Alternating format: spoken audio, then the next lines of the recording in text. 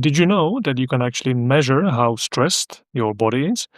And that by using no expensive gadgets or gimmicks, just using your own body, you can actually bring it to a more relaxed state and measure it in real time.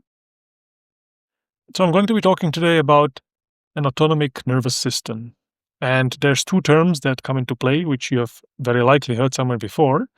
There's the part of the nervous system, the sympathetic nervous system, that triggers and prepares you for an engagement. When a predator comes up and you are about to fight or flee from the predator. When you're about to have a presentation in a room full of people, a very stressful situation. Or when you have to wake from a deep slumber and get ready for the day and get engaged.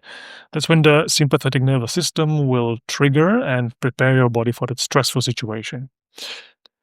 The second term is parasympathetic nervous system. That's the second part that triggers whenever you have to, or that brings you into a deeper state of relaxation, restoration, where your body recovers, where you digest, where you deeply rest. And these two, they always exist in an interplay, both of them being active, but usually one of them being dominant, depending on the situation that you find yourself in.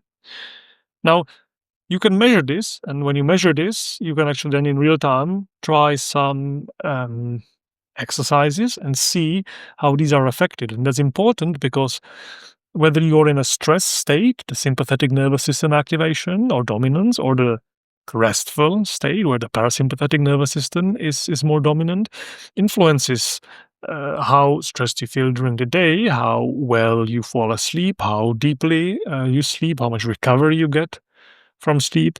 It might have an impact on the stress hormones you see in your reflected on your tests, and so this matters. And I'm going to show you now. I've done testing with an ANS analysis device, which is a fancy word for some kind of an application that runs on a tablet or on a computer, and a chest strap that measures your heart rate and heart rate variability. And I'm going to overlay the results and and I'm going to show you an interesting thing, interesting change that I've done with the simple exercise that might be applicable for you as well. And so on the first graph, you see now a rhythmogram of my heart rate. And on the horizontal axis is the time elapsed. I was sitting for 10 minutes in a chair at the doctor's office. And on the y-axis, you see in milliseconds a so-called RR interval, which is an interval between two beats of the heart. And now the theory says that a restful, well-recovered, non-stressed heart and nervous system has somewhat higher variability between different heartbeats. So as the heart beat, there's a different delay between one beat and the next. And this delay is not equal, it fluctuates as your sympathetic and parasympathetic nervous systems get engaged. Now, if you're very stressed or you're not recovered, then these intervals will be smaller, or better to say that the heartbeat will be more regular. There will be less variability between the different beats. And so what you see on the graph is, in milliseconds, the delay between the different beats. And you see that in this first graph, the graph is rather flat. The peaks are not so far away from the valleys. And this is a sign of some mild stress of an organism that is not in a restful state, well-recovered state.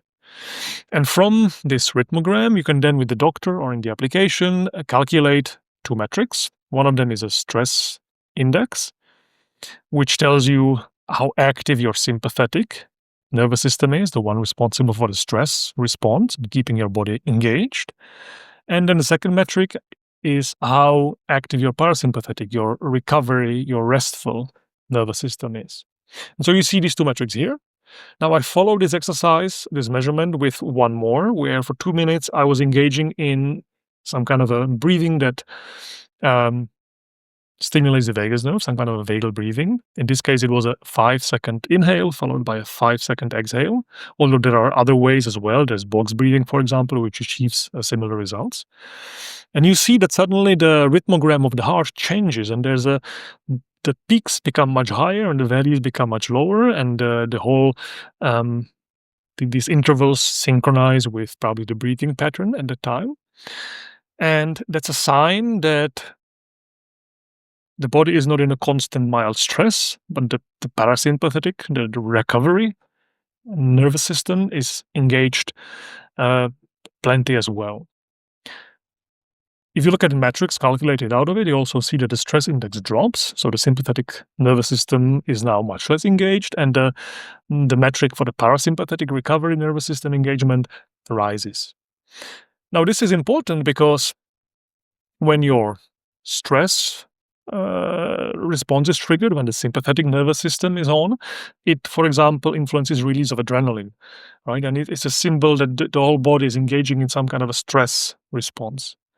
Meanwhile, while the parasympathetic nervous system is triggered, it acts as some kind of a regulator, and it neuters some of the stress responses. So indirectly, it also has an effect, for example, on the amount of stress hormones you can measure in your blood. And you see now that without having to use any expensive gimmick, a couple of months ago, I showcased a device called Pulsetto, which is a vagus nerve stimulator using a low-level current. And the claim of the device is that it does exactly this. It brings you into a more rested state, and it helps you sleep better, and it kind of brings you out of that stressful, mild chronic stress state that you might find yourself in the society today. You can achieve similar results just using your breath. And I've tried this now with a couple of different people who have issues with sleep, whether falling asleep or recovering enough during their sleep, and the measurements show that their sleep is very restless, very light. That introducing such a breathing pattern actually improves their sleep metrics. So the falling asleep is better, the measured deep sleep part of the sleep, the recovery, restorative part of the sleep improves.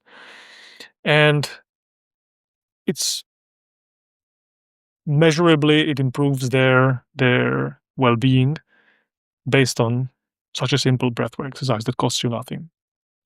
And so, of course, this is not going to work for everybody. It's just one piece in the puzzle, but here you see there is very clear change that you can trigger in your body just by 2 minutes of some kind of a breath work. And so I would encourage you to play with it yourself. Either look for some ANS device that you might find, or simply try to introduce such a breath work before bed and measure or even just subjectively feel if something changes. And if it does, but also if it doesn't, hey, share it with me, share it with the rest of us. I would be super interesting to see, or also to hear other hacks that you have or that you do for measuring and managing stress in your daily life. What works for you, what doesn't, what is actually improving your sleep, and what has no effect. Please share with us.